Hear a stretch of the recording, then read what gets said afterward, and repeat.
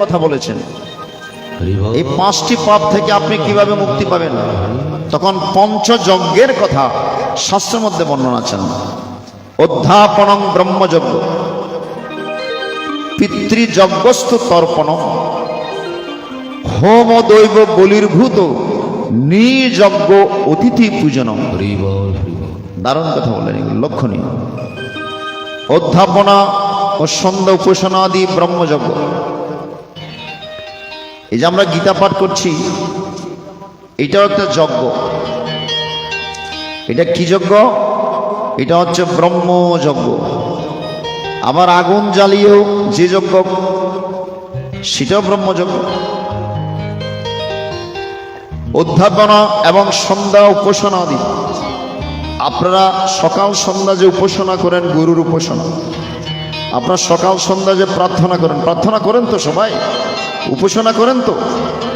শুধু দীক্ষা নিলে হবে না।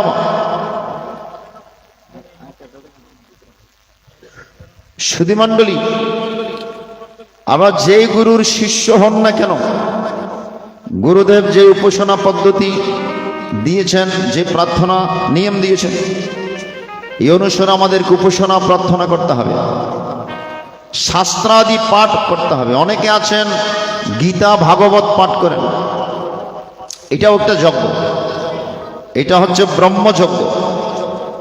আর যে আজকে শ্রাদ্ধ তর্পণাদি হচ্ছে, শ্রাদ্ধ হচ্ছে, এটা হচ্ছে পিতৃযজ্ঞ। সন্তান আজকে ব্রাহ্মণ পণ্ডিত সহকারে শ্রাদ্ধের অনুষ্ঠান করছে, এটা কি যজ্ঞ? এটা হচ্ছে পিতৃযজ্ঞ।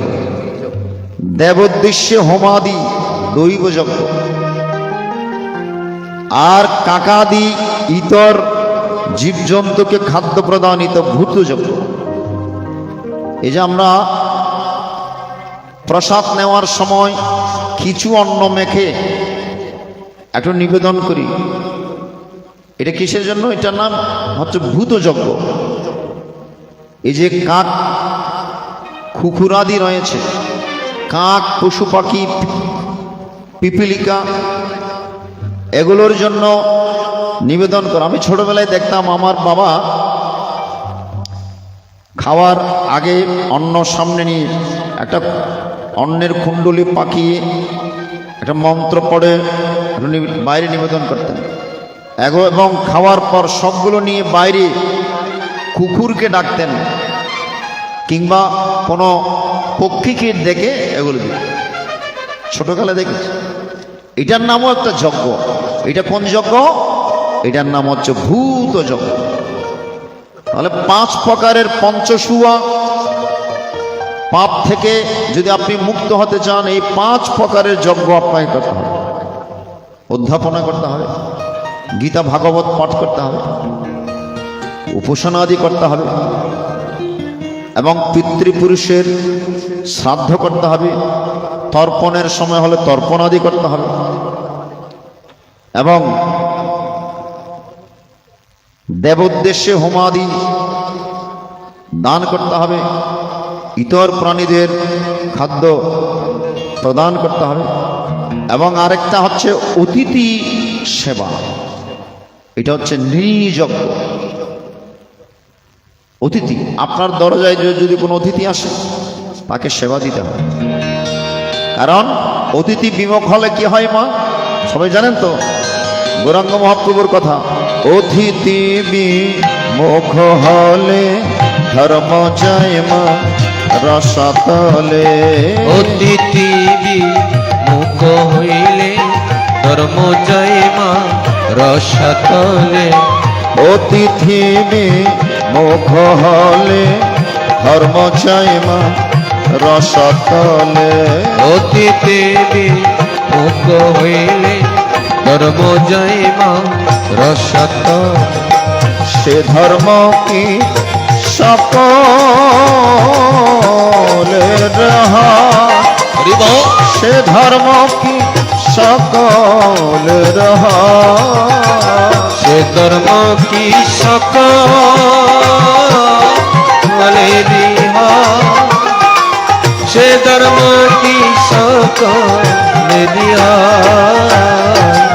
অতিথি মুখ হলে ধর্ম জয় মা রসতলে। অতীতে বিমুখ হইলে ধর্ম জয় রসতলে। তাহলে অতিথি সেবা এটা হচ্ছে নৃযজ্ঞ। প্রথমত ব্রহ্মযজ্ঞ সাধন করতে হলে প্রয়োজন দীক্ষিত হওয়া, গুরুর কাছে আপনাকে দীক্ষা গ্রহণ করতে হবে। অদীক্ষিত ব্যক্তি কোন সৎকার্যের অধিকারী হতে পারে না। দীক্ষিত ব্যক্তির কর্তব্য নিত্য সন্দ উপাসনা আদি, এই যে বললাম কিছুক্ষণ আগে, গীতা শাস্ত্রাদি অধ্যয়ন করা। দীক্ষা মানে দর্শন করা, আত্মদর্শনই দীক্ষার মূল লক্ষ্য। আপনি দীক্ষা নিয়েছেন, গুরুর কাছে গিয়েছেন কিসের জন্য? আপনার ভেতরে যেন চেতনার সৃষ্টি হয়।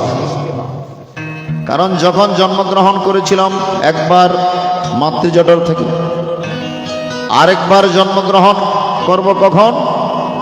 বীজ হব কখন? যখন গুরুর কাছ থেকে আপনি মন্ত্র নিবেন, দীক্ষা গ্রহণ করেন, আপনি আবার নবজীবন প্রাপ্ত হবেন। সেখান থেকে আপনার সাধনা শুরু হবে, নতুন পথে আপনি যাত্রা শুরু করবেন। এবং সেটার উদ্দেশ্য কি?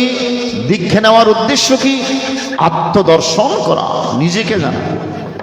আমরা এখনো নিজেকে জানি না, আমি কে, কি আমার পরিচয়। অর্জুন প্রশ্ন করলেন, প্রভু আমি একটা দোষে দুষ্ট। কি দোষ? কার্পণ্য দোষ উপহত স্বভাব পৃচ্ছামি ত্বং ধর্ম সংমূঢ়চ্ছেতা ইয়াশ্রয়ং সন্নিশ্চিতং গৃহীতন মে শিষ্যস্তহং সাধিমন্তং প্রপন্নম। আমি একটা দোষে দুষ্ট, সেটা কি? আমি আমাকে চিনি না, আমি আমাকে জানি না। আমি কে, কি আমার পরিচয়?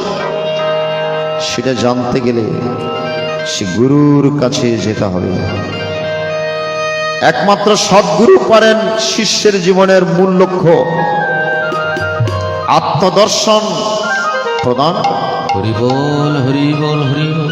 একমাত্র সদ্গুরুই পারেন, আত্মদর্শী গুরুই পারেন শিষ্যকে আত্মদর্শন। যেমন তেমন গুরু হলে আবার হবে না। জল খাও ছাকিয়া, গুরু নাও বাছিয়া। কারণ একজন অন্ধ কোনোদিন অন্য একজন অন্ধকে পথ দেখাতে সমর্থ হয় না।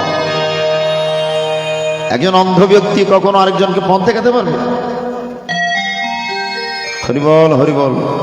সদ্গুরুর কৃপায় শিষ্য জানতে পারে আমি কে, কোথা হইতে আমি আসিয়াছি এবং মরণের পর আবার কোথায় যাইব। শঙ্করাচার্য আচার্য শঙ্কর মতবাদ দিয়েছেন, কেতব কান্ত কেতব কুমার, কি বিচিত্র মায়ার সংসার। কোথা থেকে আসিয়াছ তুমি বা কাহার, ভাব করো ভাই এই তত্ত্ব সার। একটু ভাববেন, একটু চিন্তা করবেন। শুধু সংসারের বিষয় বাসনা নিয়ে মত্ত থাকলে হবে না। আমরা কলিহত জীব, অন্নগত প্রাণ, বিষয়গত মন। কিছু মনে করবেন না, যতক্ষণ খাওয়া দাওয়া ততক্ষণ ধর্ম। আমাদের ধর্ম এখন আহার ভিত্তিক। বড় বড় মহোৎসব হয়, দেখবেন কখন ভক্ত হয়, কোন সময় ভক্ত বেশি হয়? মা দুপুরে যখন প্রসাদের টাইম হবে তখন ভক্ত বেশি। আবার রাত্রে যখন 10টা 9টা 10টার দিকে তখন ভক্ত বেশি। এর আগেও ভক্ত তেমন নেই, পরও ভক্ত তেমন নেই। কারণ আমাদের ধর্ম আহার ভিত্তিক। নর্থ বেঙ্গলের দিকে যখন যাই, সেখানে প্রসাদের অনেক সময় অনেক অনুষ্ঠানে প্রসাদের ব্যবস্থা নাই। দুপুরে অনুষ্ঠান, প্রসাদ হবে রাত্রে। তারপরও হাজার ভক্তবৃন্দরা উৎসুক হয়ে গীতামৃত আস্বাদন করার জন্য ছুটে আসেন। বলে প্রত্যেক দিন তো অন্ন প্রসাদ খেয়ে পেটের ক্ষুধা নিবৃত্ত করছি, আজকে আমাদের প্রদর্শন বাবা যে এসছে, আজকে আমরা গীতার প্রসাদ আস্বাদন করব, আত্মপ্রসাদ আস্বাদন করব। প্রত্যেক দিন তো 3 বেলা আহার গ্রহণ করছে, আজকে আত্মপ্রসাদ গ্রহণ। একমাত্র সদ্গুরুই পারেন আপনাকে আপনার পরিচয় করিয়ে দিতে। একটা গল্প মনে পড়ে গেল। এক সিংহী বাচ্চা দিয়েছে, বাচ্চা, সিংহের বাচ্চা। বাচ্চা প্রসব করে সিংহী খাবারের উদ্দেশ্যে বাইরে গিয়েছে। সিংহের বাচ্চা হাঁটতে হাঁটছে নিম্নতলে ভেড়ার দলে এসে মিশে গিয়েছে। ভেড়ার দলে মিশে গিয়ে ভেড়ার সাথে সঙ্গ করে বড় হচ্ছে। ভেড়া যা খায় সিংহের বাচ্চাও তাই খাচ্ছে। ভেড়া যেরকম হাঁটছে সিংহের বাচ্চাও সেরকম।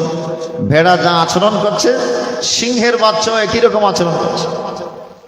কিছুদিন পর এক সিংহ দেখলো ভেড়ার দলের মধ্যে সিংহ একটা বড় হচ্ছে, সিংহের বাচ্চা বড় হচ্ছে। সিংহ কি করলো, ভেড়ার দল থেকে সিংহের বাচ্চাকে খপ করে ধরে একটা সরোবরের মধ্যে, জলের মধ্যে নিজের চেহারা দেখাচ্ছেন। এই সিংহের বাচ্চা, তুমি তো ভেড়ার বাচ্চা নও, ভুলক্রমে তুমি ভেড়ার দলের সাথে মিশে গিয়ে ভেড়ার আচরণ করে বড় হচ্ছে। হরি বল। আসলে তুমি কে আমি বললে তো বিশ্বাস করবে না, তোমার চেহারা দেখো, জলের মধ্যে দেখো। সিংহের বাচ্চা নিজের চেহারা দেখে বুঝতে পেরেছে, তাই তো, আমি তো ভেড়ার বাচ্চা নই, আমি কিসের বাচ্চা, আমি তো সিংহের বাচ্চা, ভুলক্রমে ভেড়ার দলের সাথে মিশে গিয়েছি। এই জগৎ সংসার আমরাও সিংহের বাচ্চা, ভুলক্রমে ভেড়ার দলের সাথে মিশে গিয়েছি, ভেড়ার মতো আচরণ করছি। শৃণ্যন্ত বিশ্বে অমৃতস্য পুত্র, আমরা সবাই অমৃতের সন্তান। সংসারের এসে মায়ার জালে ফেঁসে আমরা নিজের স্বরূপ ভুলে গিয়েছি, আমি কে সেটা আমরা ভুলে গিয়েছি।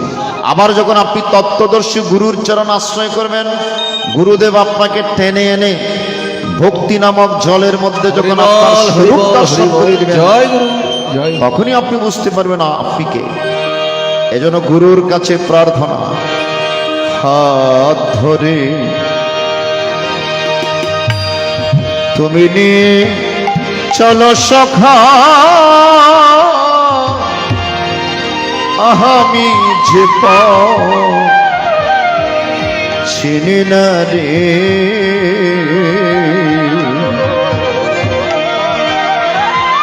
গুরু তুমি আমার পার কান্নারে,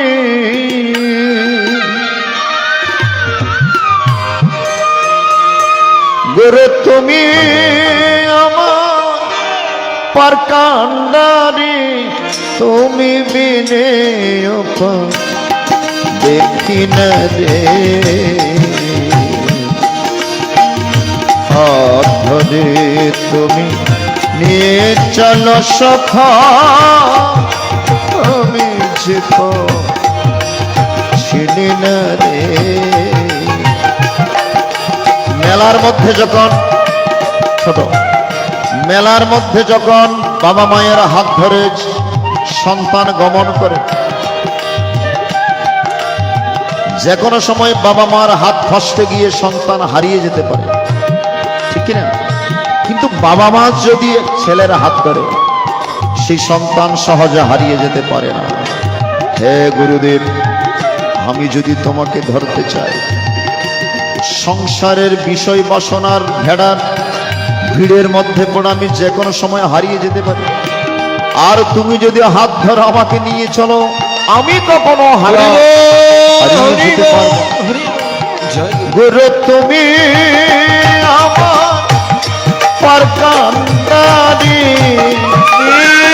আমার পার কান্নারে, গুরু গো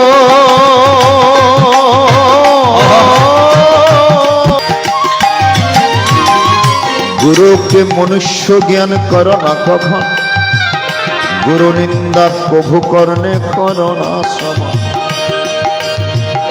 গুরু নিন্দা যথা হয় তথা না যাইবে, গুরু নিন্দুকের মুখ প্রভু না হেরিবে। যখন গুরু কাছে থাকে তখন বুঝি না গুরু কেমন ধন, গুরুদেব যখন চলে যায় তখনই আমরা বুঝি। জাহাজ যখন চলে যায় পার বুঝতে পারে না, যাওয়ার পর দুই পারের জল দিয়ে যখন ওই তীরের মধ্যে ঝাপটা মারে, তখন তীর বুঝতে পারে এই মাত্র তো। যখন খসে খসে ওই তীর থেকে বালি ঝরে পড়ে, তখনই তীর বুঝতে পারে জাহাজ চলে গিয়েছে। যাওয়ার সময় বুঝতে পারেনি। যখন জল গিয়ে ঝাপটা মেরে তীরের মাটি খসে ফেলেছে, তখনই বোধোদয় হয়েছে। আমরা তেমনি যখন গুরুদেব থাকে তখন বুঝতে পারি। যখন চলে যান, সেই গুরুর বিরহে যখন আমাদের হৃদয় গুরুকে ধন নাচে নীলা হেলায় হেলায় দিন কাটালা, হেলায় হেলায় দিন কাটালা, হেলায় হেলায় দিন কাটালা। পরে কি হবে ভাবলাম না, হাত ধরে তুমি নিয়ে চলো সখা, আমি যে চিনি না রে।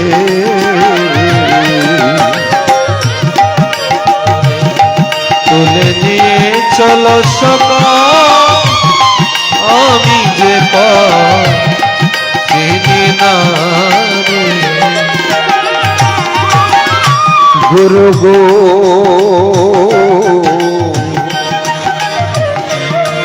গুরু গো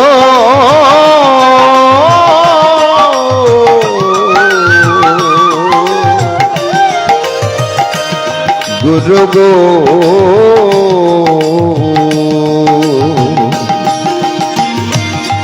তোমার পূজা করতে গেলে গুরু মন চলে যায় কামিনীর কোলে।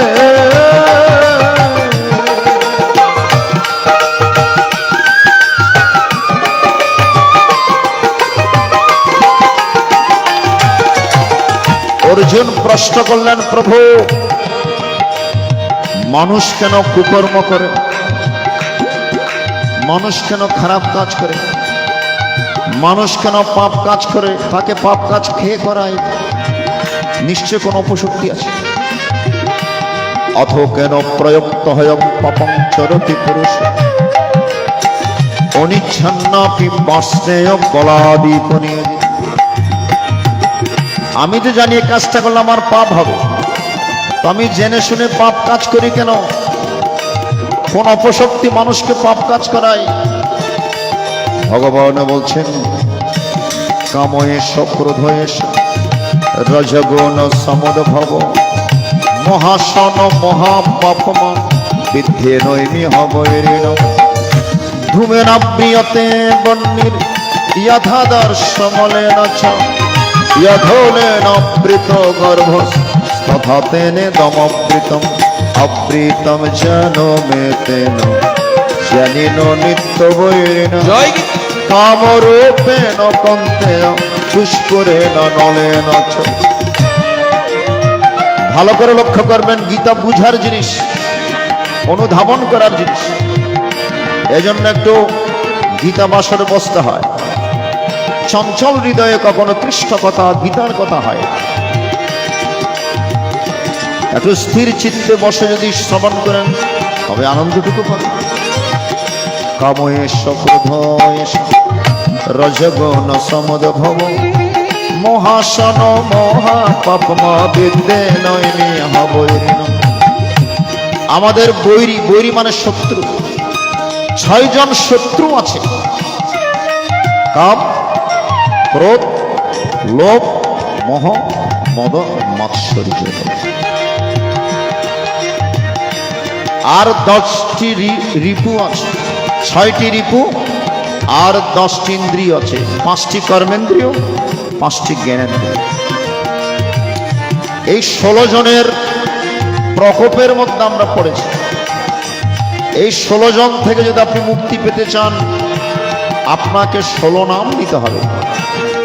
হরে কৃষ্ণ হরে কৃষ্ণ কৃষ্ণ হরে জয় হরে রাধে হরে রাম রাম রাম রাম হরে হরে হরে কৃষ্ণ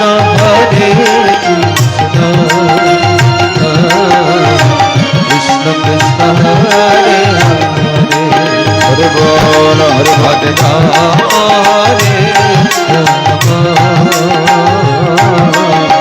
রাম রাম হরে হরে কৃষ্ণ কৃষ্ণ কৃষ্ণ কৃষ্ণ হরে হরে হরে রাম রাম রাম রাম হরে হরে হরে কৃষ্ণ কৃষ্ণ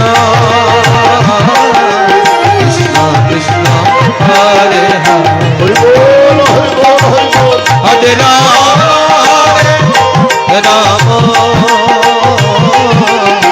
রাম রাম হরে হরে কৃষ্ণ কৃষ্ণ কৃষ্ণ কৃষ্ণ হরে হরে হরি বল হরে রাম রাম রাম রাম হরে হরে হরে কৃষ্ণ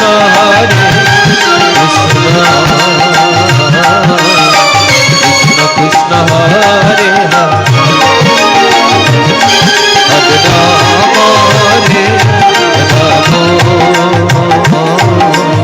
রাম রাম রাম হরে না হলে আমাদের মন অন্যত্রে নিয়ে যাবে।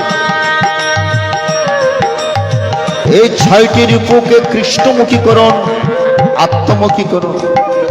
হ্যাঁ গুরুদেব, এই 6টি রূপ তোমার নাম নিতে গেলে অন্যদিকে নিয়ে যায়।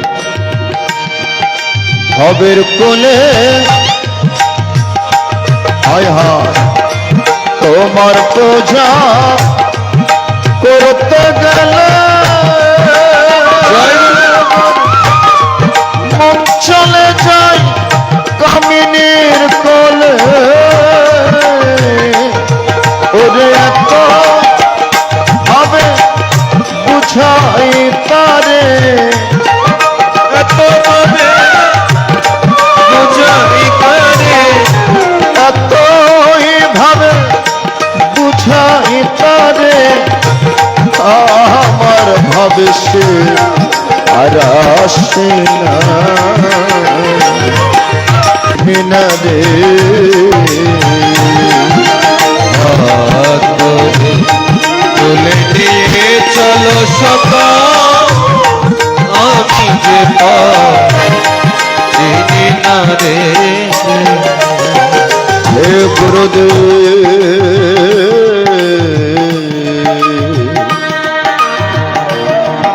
অপরশ পেলে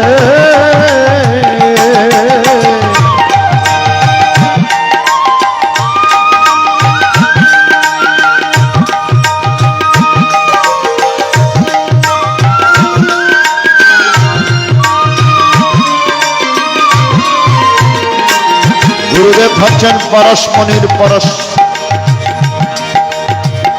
গুরুর কৃপার এমনিতর জাদু, কয়লা গলে হিরে হয়, তস্কর হয় সাধু। জয় গুরু। কয়লা গলে হিরে হয়ে যায়, আর তস্কর, তস্কর মানে চোর ব্যক্তিও, খারাপ ব্যক্তিও সাধুতে রূপান্তরিত হয়।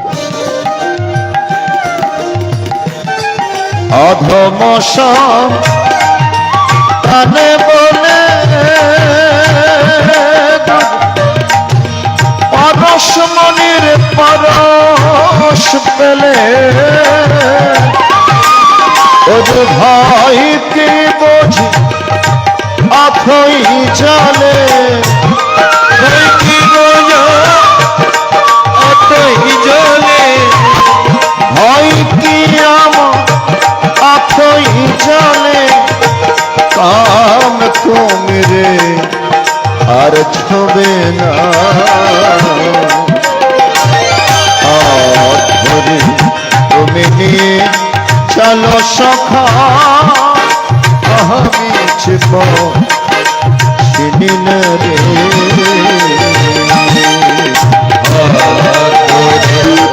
তুলে নিয়ে চলো সখা আমি যে চিনি না রে গুরু তুমি আমার পার কান্দারি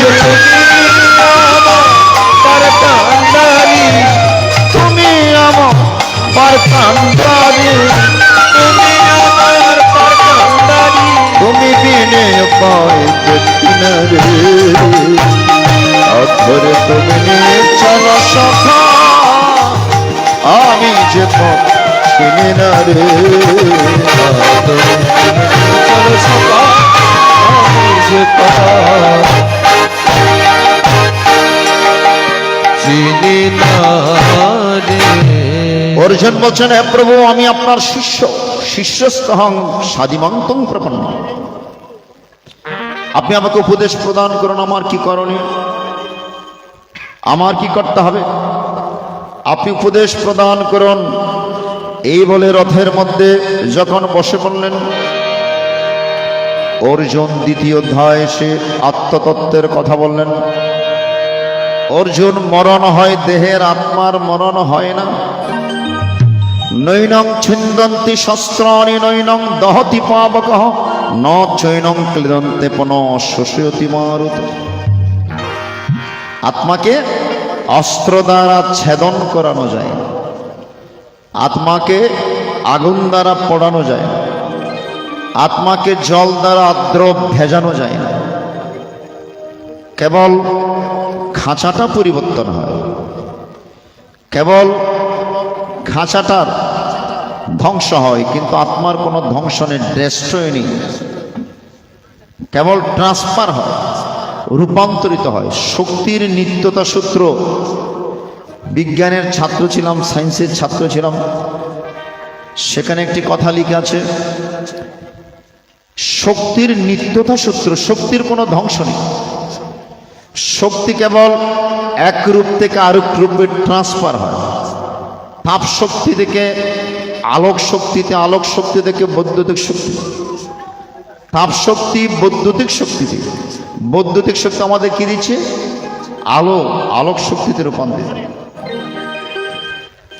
তাহলে শক্তির কোনো ড্রেস্ট নেই ধ্বংস নেই কেবল রূপান্তরিত হয় তেমনি আত্মশক্তির কখনো ধ্বংস নাই আত্মার কোনো ধ্বংস নেই কেবল খাঁচাটা পরিবর্তন হয় কেমন বশংসি জীর্ণনি যথা বিহায় নবানি গৃহাতে নরহ পরাণি তথা শরীরানি বিহায় ছিন্নান্নানি সংয়তি নবানি রে অর্জুন মানুষ যেমন পুরাতন বস্ত্রখানা পরিত্যাগ করে আরেকটা নতুন বস্ত্র পরিধান করে এই দেহ বস্ত্র যখন পুরাতন হয়ে যায় এই দেহ যখন আর চলে না রোগাক্রান্ত হয়ে যায় তখন এই রোগাক্রান্ত দেহ পুরাতন দেহ বস্ত্র পরিত্যাগ করে আত্মা চলে যায় এটার নাম হচ্ছে মরণ আসলে মানুষের মরণ কখন হয় জানেন এটাকে মরণ এটাকে দেহত্যাগ বলে এটাকে কি বলে মা দেহত্যাগ আসল মরণ হয় মানুষের কখন জানেন যখন তার মনুষ্যত্ব চলে যায় মানুষের যখন মনুষ্যত্ব মরে যায় তখনই তিনি মৃত্যুবরণ করেন ঠিক না বেঠিক মানুষের মনুষ্যত্ব না থাকলে কি হয়ে যায় পশু হয়ে যায় আত্মজ্ঞানহীন মানুষ পশু ভি সমান আত্মজ্ঞানহীন মানুষ আর মানুষ থাকে না শুধু হাত পা থাকলে হয় না মানুষ অনুরাগ নাই যার অন্তরে আমরা হাত পা নিয়ে মানুষের আকৃতি নিয়ে জন্মগ্রহণ করেছি বলে আমাদেরকে মানুষ বলা যাবে না যদি ভগবানের প্রতি অনুরাগ না থাকে ভগবানের প্রতি ভক্তি না থাকে ভগবানের প্রতি নিষ্ঠা না থাকে, ওর মন পরীক্ষার মন্দির। এই সংসার একটা পরীক্ষার মন্দির। এখানে ভালো মন্দ দুটোই দিয়ে আমাদেরকে পৃথিবীতে পাঠিয়েছেন। ভগবান উপদ্রষ্টা, আমাদেরকে পৃথিবীতে পাঠিয়ে ভগবান উপর থেকে দেখছেন আপনি কোনটা নিচ্ছেন। আমরা কি ভালোটা নিচ্ছি নাকি খারাপটা গ্রহণ করছি? ভগবান কিন্তু উপর থেকে দর্শন করছেন, দেখছেন। এই সংসার একটা পরীক্ষার ক্ষেত্র। এখানে ভগবান এমনি এমনি পাঠাননি, আমাদেরকে পরীক্ষা করার জন্য, পরীক্ষা নেওয়ার জন্য ভগবান পাঠিয়েছে। এই জন্য ব্রজগোপীদেরকে ভগবান এমনি এমনি দেখা দেননি, ধরা দেননি, পরীক্ষা নিয়েছেন। বস্ত্রহরণ লীলা করে পরীক্ষা নিয়েছেন সেই ব্রজগোপীদের দেহাত্মবোধ আছে কিনা। মানুষ যখন দেহমুখী হয় তখন মানুষ পশু হয়। মানুষ যখন মনের মধ্যে বিরাজ করে তখন মননশীল একজন মানব। মানুষ যখন আত্মমুখী হয় তখন মানুষ দেবত্বে রূপান্তরিত হয়। অর্জুন, তুমি সমস্ত মোহ পরিত্যাগ করে তুমি আত্মমুখী হও, তুমি আমামুখী হও। ক্লব্যগমস্ম গমঃ পার্থ নতত্বৈব পদ্যতে শূদ্রং হৃদয় দৌর্বল্যং ত্যক্ত উত্তিষ্ঠ পরন্তপ। গীতায় 2য় অধ্যায়ে 3 নম্বর শ্লোকে বলেছেন। 2 নম্বর শ্লোকে বলছেন ক্লব্যগমস্ম গমঃ পার্থ নতত্বৈব পদ্যতে শূদ্রং হৃদয় দৌর্বল্যং ত্যক্ত উত্তিষ্ঠ পরন্তপ। তুমি উঠো, জাগ্রত হও, আমামুখী হও, আত্মমুখী হও। এই জগৎ সংসার আমরা কেউ আত্মমুখী নয়। এই জগৎ সংসার আমরা সবাই বিষয়মুখী, বিষয় নিয়ে পড়ে রয়েছে। ভগবানকে ডাকার সময় কোথায় বলেন না নাকি? ভগবানকে ডাকার সময় কোথায়? সব কিছু করার সময় আছে, একটু ভগবানকে ডাকার সময় নাই। 24 ঘন্টা ভগবান সময় দিয়েছেন দিনে রাতে, কিন্তু 5 মিনিট ভগবানকে ডাকার সময় নাই। আছে? কাজকর্ম, ব্যবসা বাণিজ্য এগুলো নিয়ে ব্যস্ত থাকতে হয়, ভগবানকে ডাকার সময় পাই না।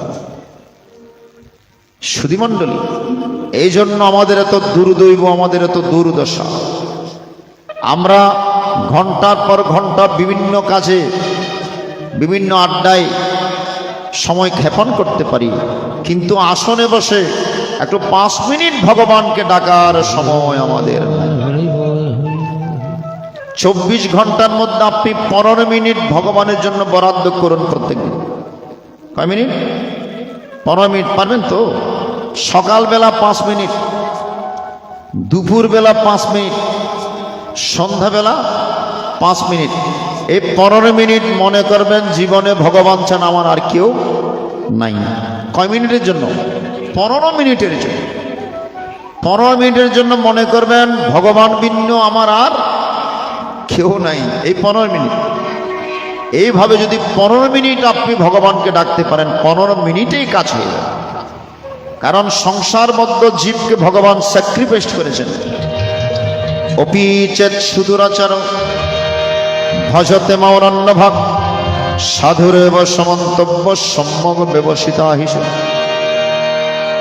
বলে অত্যন্ত দুরাচারী ব্যক্তিও যদি, অত্যন্ত পাপাচারী ব্যক্তিও যদি নামের মধ্যে ঢুক দেয়, তাদের ভুল বুঝতে পারে,